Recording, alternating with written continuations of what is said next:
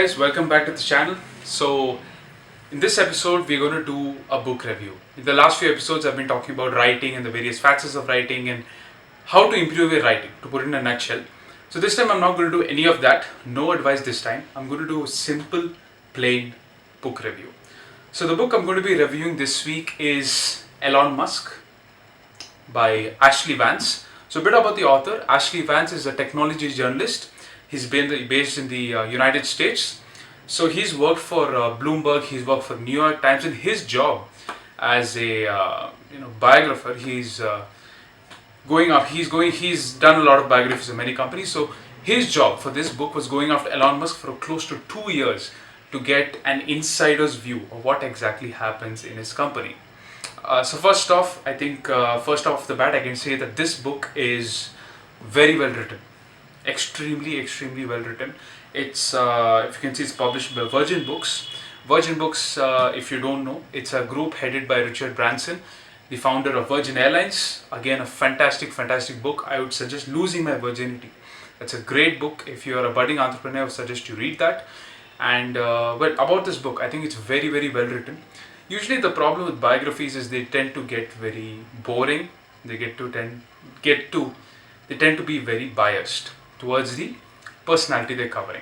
They're either very degrading about the personality, or they're super enthusiastic about telling the whole world how great this personality was. But this biography, I would say, is very well balanced. It's taken a lot of inputs from the insiders of Tesla. Many people at Tesla say that Elon Musk was a tyrant, he was brutal, but many people say that he pushed them to their engineering potential, their extreme potential, so that they could achieve what other companies could not. So enough about the book, let's talk about Elon Musk. All of you know about Tesla.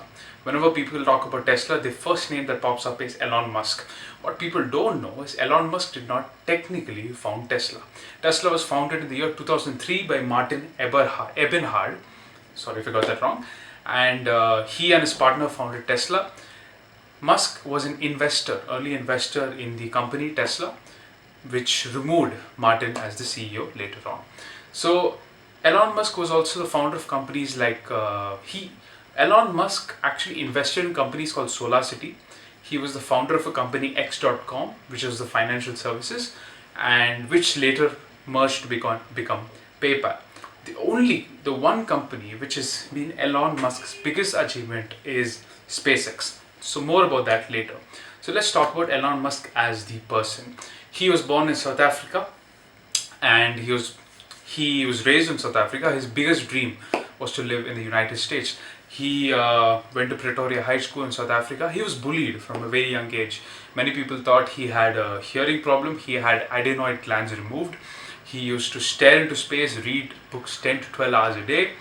And very interestingly, he got a gaming code published in a magazine, which was more about the Star Trek, Star Wars kind of thing. He made a game based on that. So next up, moved to Elon Musk in his teenagers, moved to where he worked. As a teenager, he left home and went to Ontario, Canada, where he tried to live with an uncle. So basically he went there without a plan and wanted to work in the United States.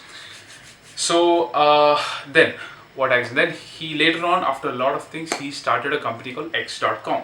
X.com was basically a financial services company which later merged on to become PayPal. So there was a huge tussle with Elon Musk and Peter Thiel. As you all know, Peter Thiel is a venture capitalist based in Silicon Valley today. So there was a power struggle over there. Elon Musk's biggest dream, was to actually bring space to the commercial sector. So that's when SpaceX started.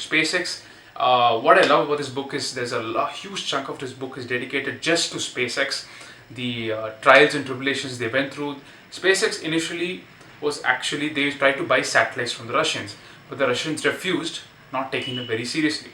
So Tesla decided, or rather Elon Musk decided, that he'll take matters in his own hands and make their own satellites. So almost all the parts of SpaceX are built in-house, which makes them cheaper and much better. So Elon Musk has a history of being very harsh with his employees, giving very improbable deadlines and coming up with extremely crazy ideas which he thinks the world can benefit from. So if I have to say about this book, I think probably, if I'm not wrong, it's about 382 pages long, and it has quite a number of pictures. If you can see, this is Elon Musk's early days with his family. They love traveling, grandparents love traveling. Then this is the original code which he wrote when he was young. This is his partner, I believe, Mr. Straubel. Yeah, one of his early partners at Tesla. And then obviously a lot of pictures about SpaceX. So a huge chunk of this book is dedicated to SpaceX and how they actually got a deal, commercial deal from NASA for close to $1 billion to actually launch satellites for them in space. A very interesting tidbit people don't know, Tesla's most famous model, which is the Model S, was actually inspired by the Model T of Ford, PQRST. S precedes T. So this is a tribute to the Model T of the original Ford company. Model S was one of Tesla's biggest selling models, obviously after the Tesla Roadster. So it's very interesting. There's a small bit in the book where Robert Downey Jr., who plays Iron Man in the Marvel movies, actually met Elon Musk to understand how Elon Musk thinks, because Elon Musk is actually a kind of image of Tony Stark in the Marvel movies. Elon Musk is the real Iron Man on Earth today.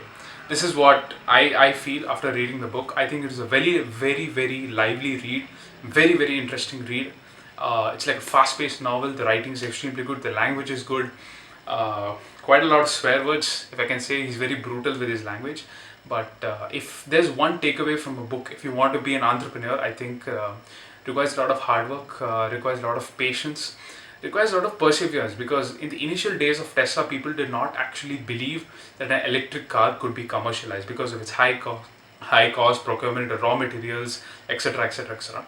Once Tesla became big, all the automakers like Benz, Toyota came to Tesla to ask them to make commercial vehicles for these said companies. So it really fascinated me. I think this is what, as Indian teens, as Indian engineers or whoever we are, I think we need that entrepreneurial spirit just to take the risk.